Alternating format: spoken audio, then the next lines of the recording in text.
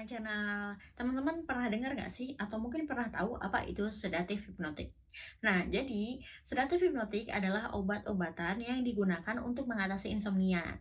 Nah, sebelum aku jelasin apa itu sedatif hipnotik, jangan lupa klik subscribe dan turn on notification biar teman-teman selalu dapat informasi terbaru dari video-video selanjutnya yang aku upload 2 hari sekali.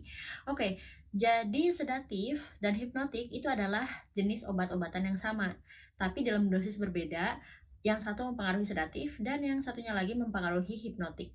Nah, jadi dalam kondisi lebih rendah, obat tersebut akan memberikan efek sedatif. Sedatif itu menenangkan. Jadi kalau misalnya ada orang yang lagi stres kayak gitu, terus udah itu minum obat dulu, minum obat, terus udah itu dia menjadi lebih rileks. Nah, itu adalah obat-obatan sedatif yang tujuannya untuk menurunkan tingkat stres atau tingkat anxiety sehingga yang mungkin dalam kondisi stres itu hyperventilasi atau hyperdilatasi. Nah, bisa diturunkan dengan obat-obatan sedatif tersebut. Hipnotik ini adalah obat-obatan yang sedatif tadi, tapi dalam jumlah yang lebih tinggi dan bisa menyebabkan mengantuk dan tidur. Kalau misalnya dalam jumlah lebih tinggi lagi, bukan cuma sekedar menyebabkan ngantuk dan tidur, tapi juga menyebabkan pingsan. Itulah yang digunakan sebagai anestesi. Sebenarnya obat-obatannya sama. Oke, obat-obatan apa sih yang paling sering digunakan dan diresepkan oleh dokter? Yaitu benzodiazepin. Kalau misalnya benzodiazepin itu teman-teman nggak kenal juga, teman-teman bisa tahu yaitu diazepam. Itu adalah salah satu jenis obat dari kelompok benzodiazepin.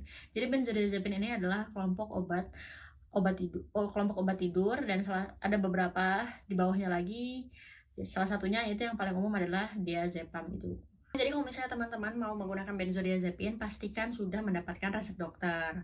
Kenapa? Karena benzodiazepin ini bukan obat-obatan yang bisa bebas digunakan di luar.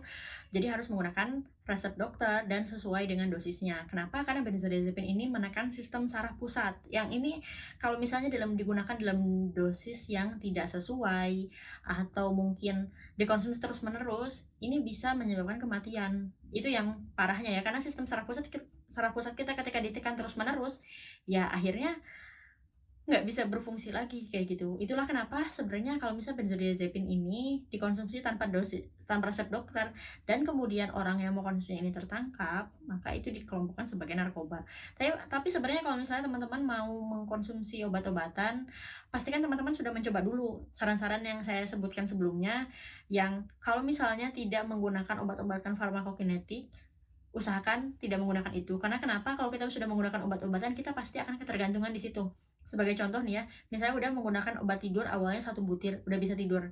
Besoknya nggak cuma 1 butir, mungkin butuh 2 butir. Selanjutnya begitu, sampai akhirnya kita pada batas itu sudah overdosis tanpa kita merasa. Oke, segitu aja penjelasannya.